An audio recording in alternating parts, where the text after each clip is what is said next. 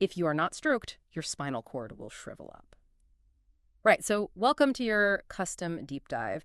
Today, we're unpacking the notes you sent us on Eric Berne's classic book, Games People Play. Our mission here is to decode the hidden, like almost invisible rules governing every single conversation you have. Yeah, and to get there, we really need to look at why we even bother communicating at all. I mean, Berne argues that humans have this biological uh, stimulus hunger, like how babies literally need physical touch to develop properly. Right, exactly. And adults need a modified version of that, which he calls recognition hunger. So a stroke, at least in Berne's world, is basically just an act of recognition, like a nod in the hallway or, a quick chat about the weather or even a screaming match. We just need this social connection to avoid, well, literally and emotionally deteriorating. Right, because any connection is better than none at all. But, if we're all starving for this recognition, how do we get it without looking totally desperate? Well, Berne says it depends entirely on which version of ourselves actually shows up to ask for it. Right, and when I was reading through the notes you provided for this deep dive, that part really stood out to me. He introduces these ego states, arguing that there are like three distinct people inside you at all times: the parent, the adult, and the child. Yeah, and they are very distinct psychological realities. I mean, the parent mimics the tone and the judgments of your actual parental figures. Yeah. Then the adult is the objective data processor, right? Just looking at reality without any bias. Makes sense. And the child is that archaic part of you holding all the raw emotional reactions you had as a kid.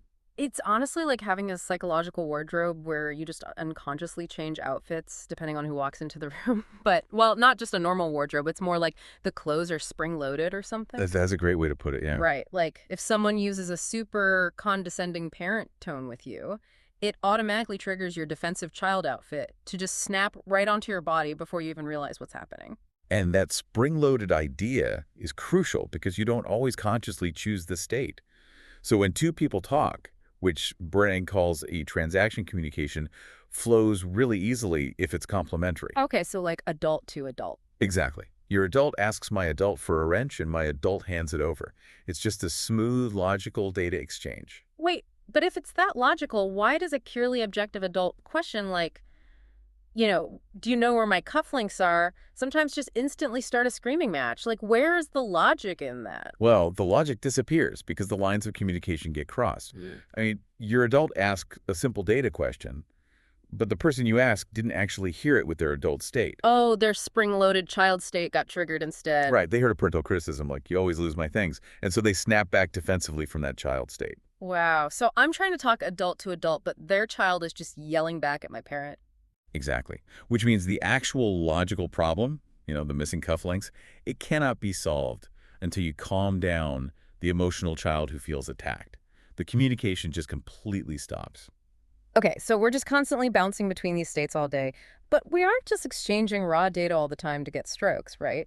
The notes mention we also structure our time using what Berne calls pastimes. Yeah, because after you say hello, you have to fill the silence somehow to keep those strokes coming. So pastimes are those stereotyped chats, complaining about the kids in a game of PTA or talking about cars and General Motors. Right, so on the surface, it just looks like basic small talk. It does, but mechanically, it's actually a really covert social selection process.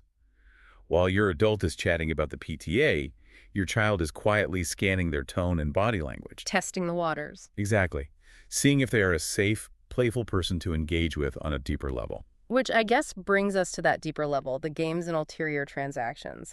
I have to admit, the salesman example in your notes kind of confused me at first. Oh, really? How so? Well, a salesman says to a customer, this one is better, but you can't afford it. I mean, isn't that just a terrible sales pitch? Why would insulting the customer actually work? Well, it works because there are two conversations happening at the exact same time. Yeah. On the surface, it's adult to adult. He's just stating two objective facts about quality and price.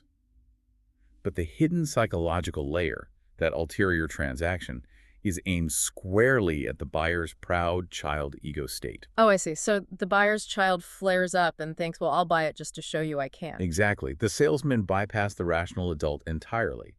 The social contract looks completely normal, but the actual payoff the sale itself happened entirely on that hidden psychological level. That is just wild. So what does this actually mean for you as you go about your day? Basically, whether you're gossiping at a party, arguing with a partner, or, buying a car, you aren't just exchanging words. Not at all. You are constantly shifting through this psychological wardrobe. You're playing these highly structured games just to satisfy this primal hunger for recognition. Yeah, you're just trying to keep that metaphorical spinal cord from shriveling up, like we talked about at the start. Exactly. So we'll leave you with this parting challenge to think about. The next time you're just scrolling through social media, ask yourself, are those furious arguments you see in the comments just digitized, modern versions of Bremer's subconscious games? Like, who is really doing the typing? The objective adult or the wounded child?